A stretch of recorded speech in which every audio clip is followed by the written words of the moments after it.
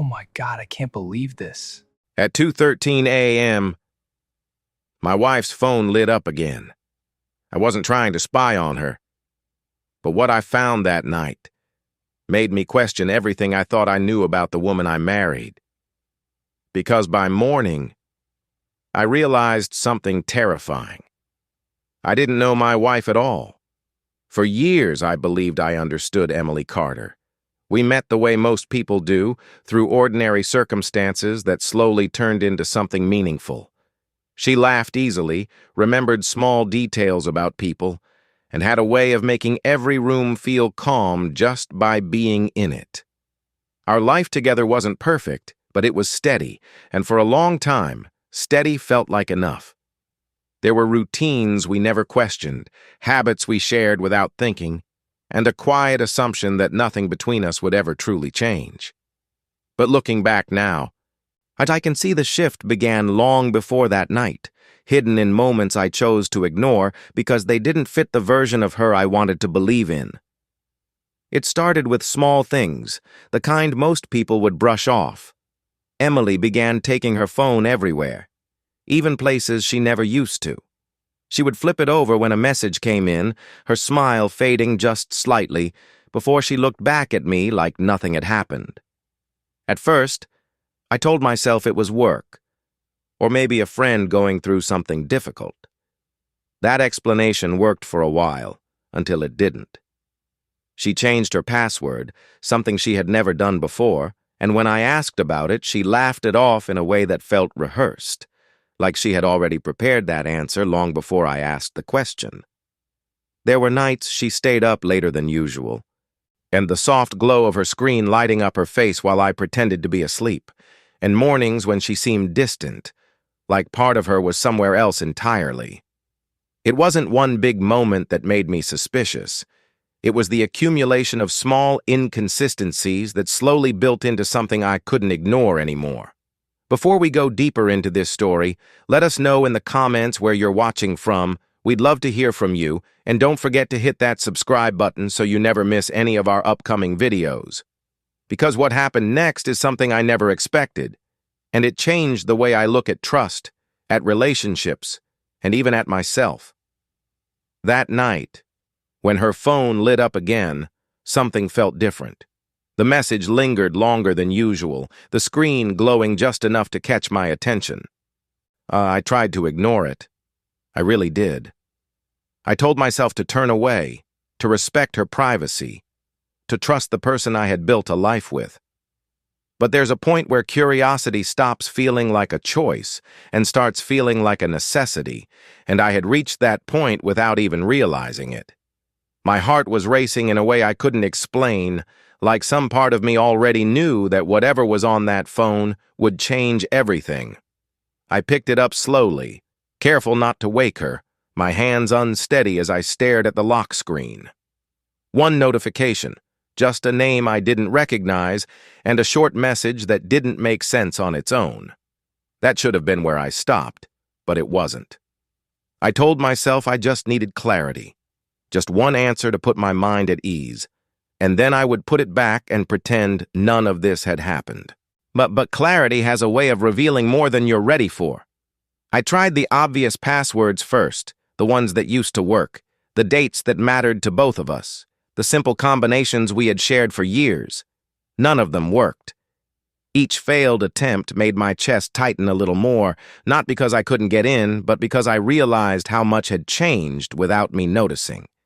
Then, almost without thinking, I entered something I hadn't considered before, something connected to a memory she once mentioned casually. And just like that, the screen unlocked. For a moment, I just stared at it, unsure of what I was hoping to find. Part of me expected something obvious, something I could immediately understand. But what I saw instead was far more confusing. There were conversations I didn't recognize, to threads of messages that stretched back weeks, maybe months, filled with fragments of thoughts, emotions, and plans that I had never been a part of. The name from the notification appeared again, along with others.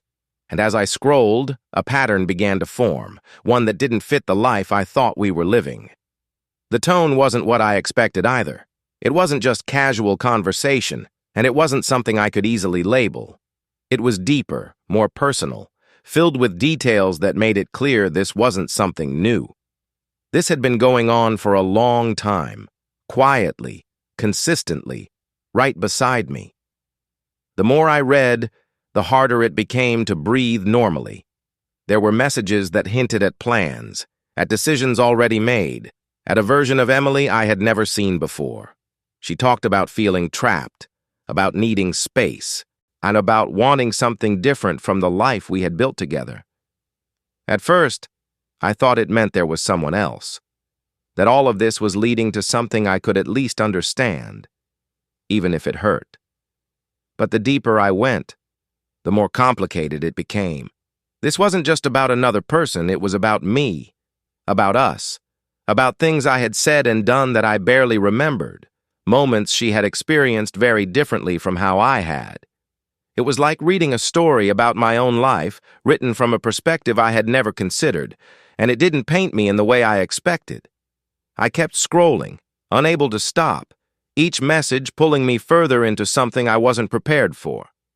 There were notes, long paragraphs she had written to herself, trying to make sense of her thoughts, trying to decide what to do next.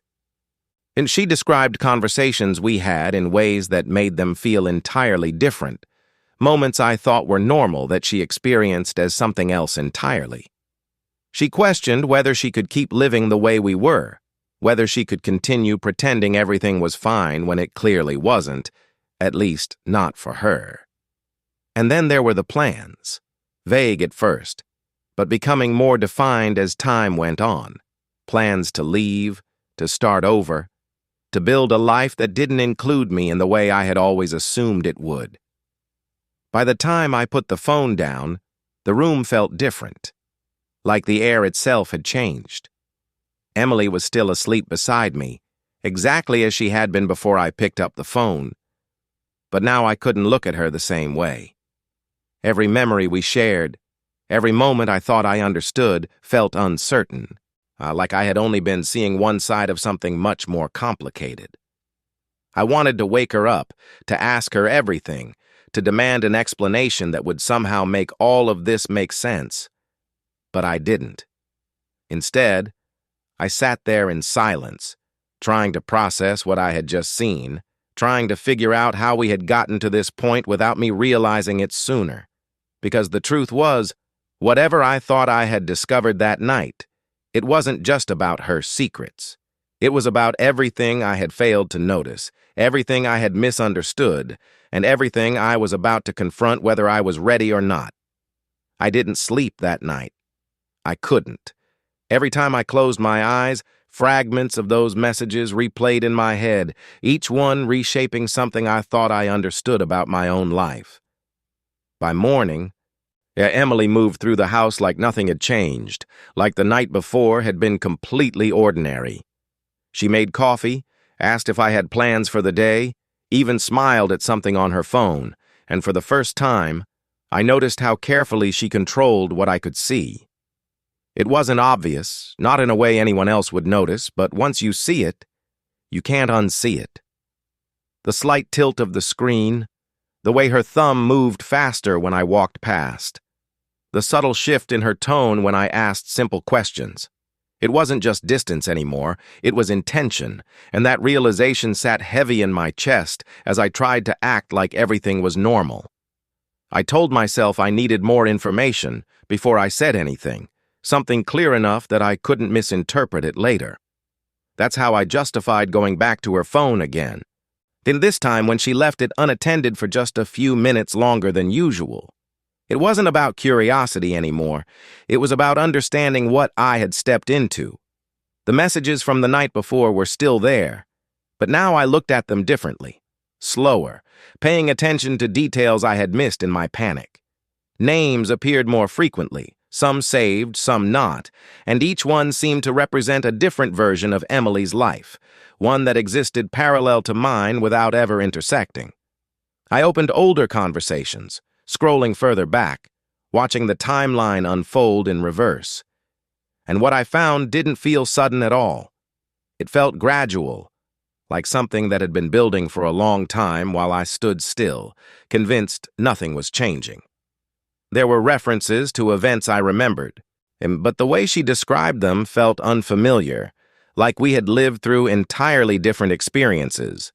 A dinner I thought went well was something she described as exhausting. A conversation I barely recalled was something she had written about in detail, analyzing every word, every reaction. It wasn't just what she said, it was how she said it, like she was documenting something carefully, as if she needed a record of it for a reason I didn't yet understand. And then I found something that made me pause completely. A folder, hidden among ordinary files, filled with notes that were dated, organized, and far more detailed than anything else I had seen. These weren't casual thoughts. They were structured, deliberate, almost like a timeline she had been building piece by piece. As I read through them, a pattern began to emerge, and one that made my initial assumptions feel almost naive. This wasn't about a sudden change or a single event that pushed her away. It was about accumulation, about moments stacking on top of each other until they formed something neither of us could ignore anymore. She wrote about arguments I barely remembered, describing how they made her feel long after they ended.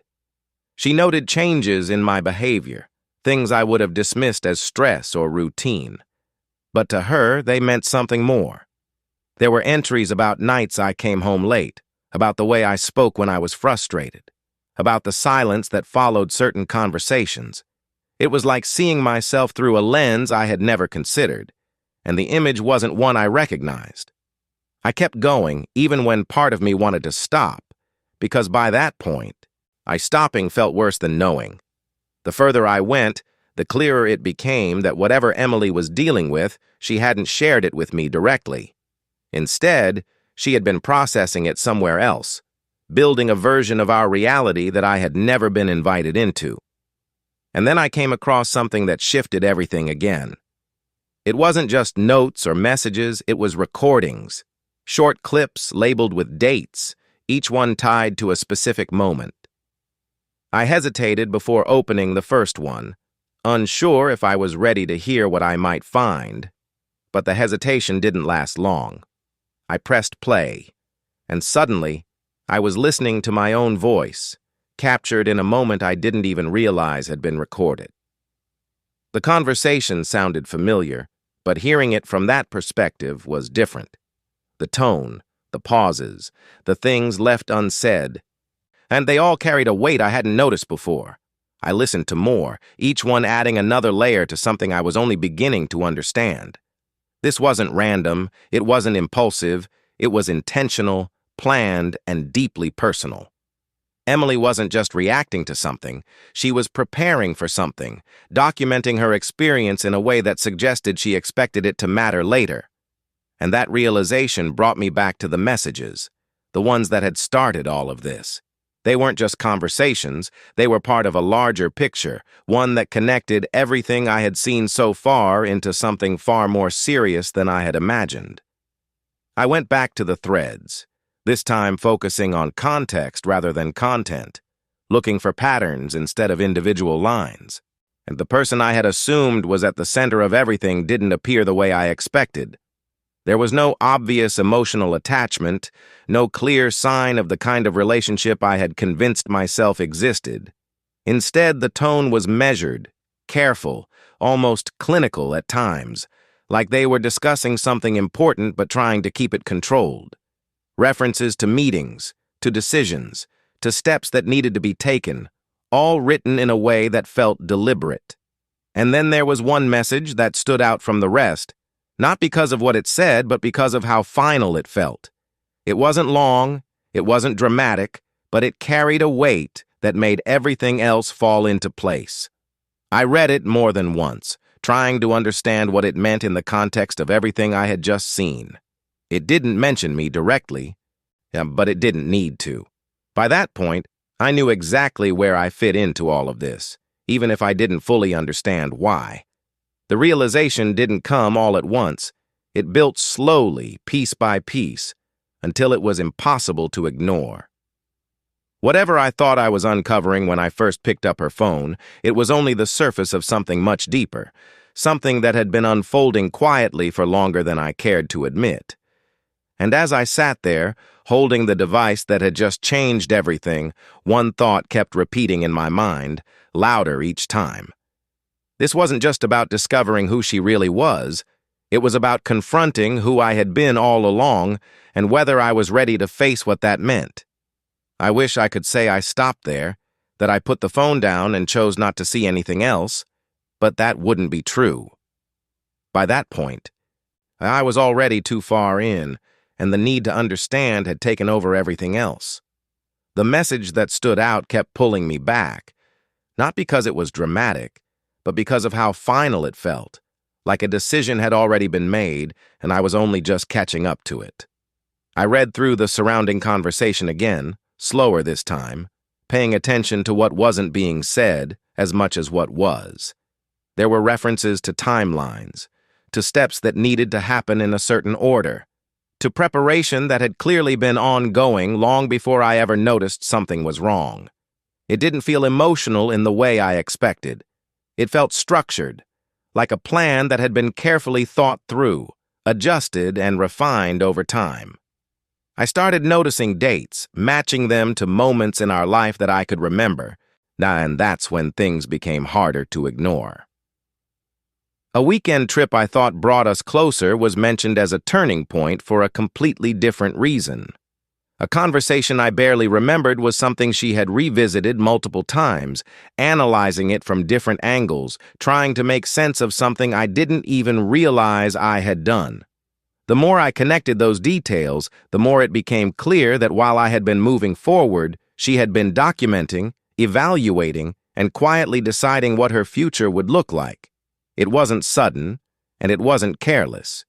It was deliberate in a way that made me question how much of our recent life had been real and how much of it had been her preparing to leave. I moved to the recordings again, this time choosing one from a date I recognized immediately. It was a night we had argued, and nothing unusual, at least not in my mind. I remembered it as one of those moments that come and go, something that feels intense in the moment but fades quickly afterward. But hearing it back changed everything. The way I spoke, the things I dismissed, the silence that followed, it all carried a weight I hadn't noticed when I was living it. I sounded different, not in a way that was obvious at first, but in a way that became clearer the longer I listened. There was impatience in my tone, a kind of distance that I would have denied if anyone pointed it out to me. And then I heard her voice, quieter than I remembered, measured, choosing words carefully in a way that suggested she was already trying to avoid something escalating. I stopped the recording halfway through, not because I had heard enough, but because I wasn't sure I was ready to hear the rest. It's one thing to suspect something is wrong. It's another to hear it laid out in a way you can't argue with. For a long time, I had convinced myself that whatever changes were happening between us were mutual, that we had both drifted in small ways that didn't mean anything significant. But what I was seeing now suggested something else entirely. She hadn't just noticed those changes, she had been tracking them, trying to understand them, and eventually deciding what to do about them without ever fully bringing me into that process. And the more I thought about that, the more I realized how little I had actually asked her what she was feeling during all of this. I went back to the notes, this time focusing on the most recent entries, trying to see where all of this was leading. And the tone had shifted compared to the earlier ones. There was less uncertainty, fewer questions, and more statements, more conclusions. She wasn't trying to figure things out anymore. She had already done that. Now she was preparing, organizing her thoughts into something actionable, something that would eventually become real. There were mentions of conversations she planned to have, steps she needed to take before making any decisions public, and a timeline that suggested this wasn't something far off in the future. It was close, closer than I was comfortable admitting. And for the first time since this started, I felt something different from confusion or curiosity. I felt a kind of clarity that came with realizing I wasn't uncovering a possibility. I was uncovering a plan. That realization sat with me for a long time, and even after I put the phone down again. The house was quiet, the same way it always was in the early hours, but it didn't feel the same anymore. Every familiar detail seemed slightly out of place, like I was seeing it from a distance instead of being part of it.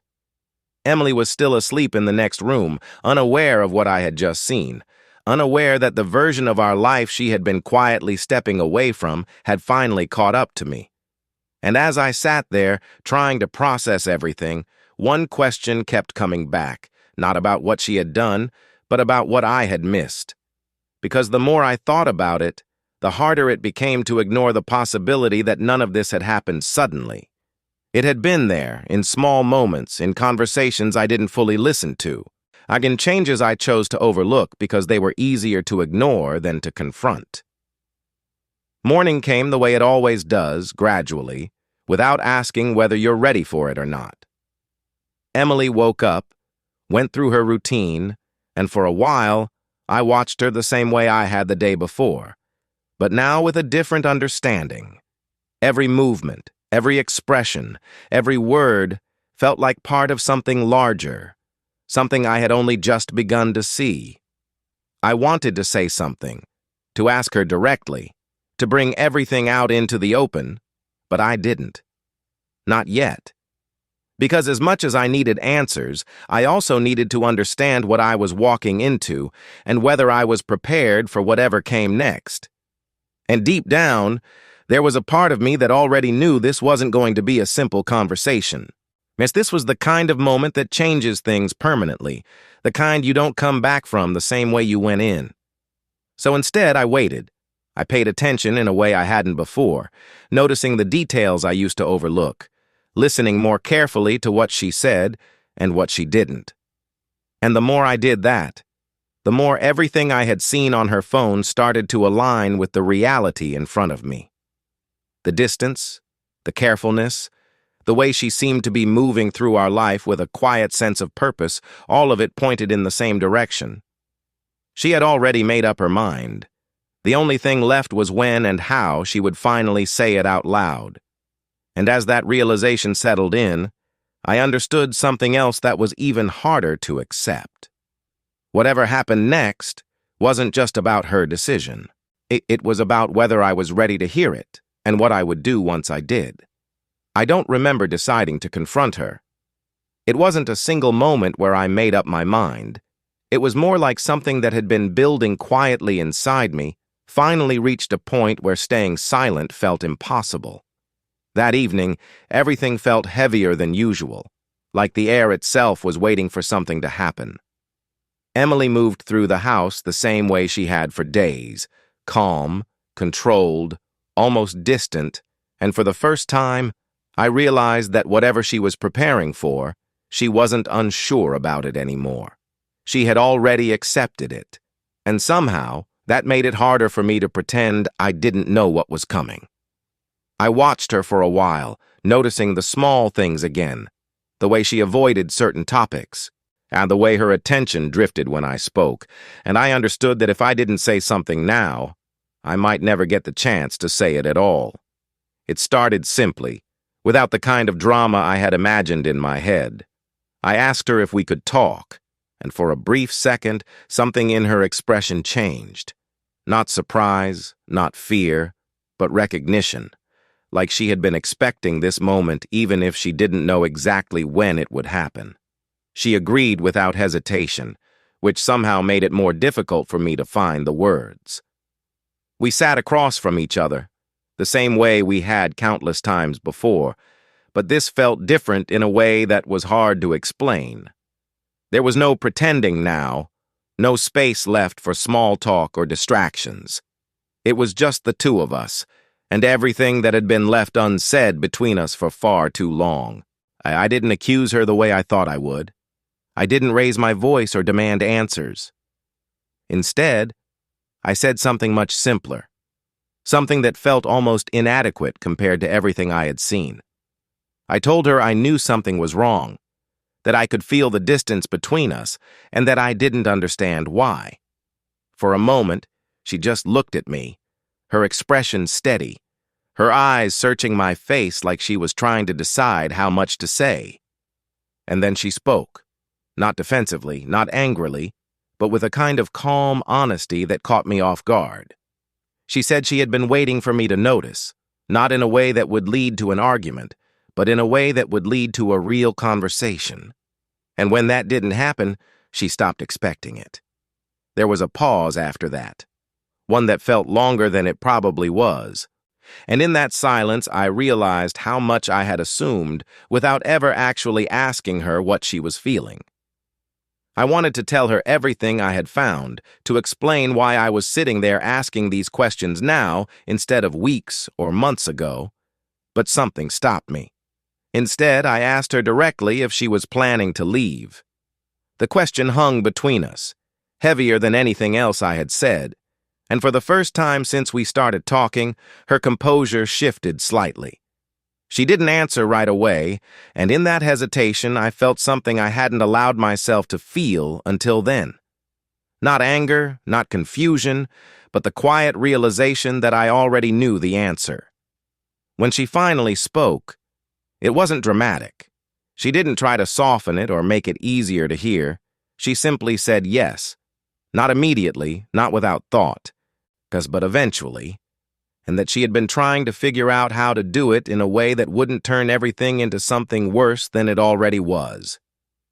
She told me she didn't hate me, that this wasn't about one moment or one mistake, but about a gradual change that neither of us had fully addressed when it started. And as she spoke, I could hear the same clarity I had seen in her notes, the same sense of conclusion that suggested this wasn't something she was still deciding.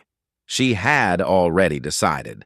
This conversation wasn't about whether she would leave. It was about finally saying it out loud. I asked her why she didn't just tell me sooner, why she chose to write things down, to record moments, to talk to someone else instead of coming directly to me. That's when she said something that stayed with me long after the conversation ended. She said she tried more than once in ways I didn't recognize at the time. She said there were moments when she brought things up carefully, hoping I would meet her halfway.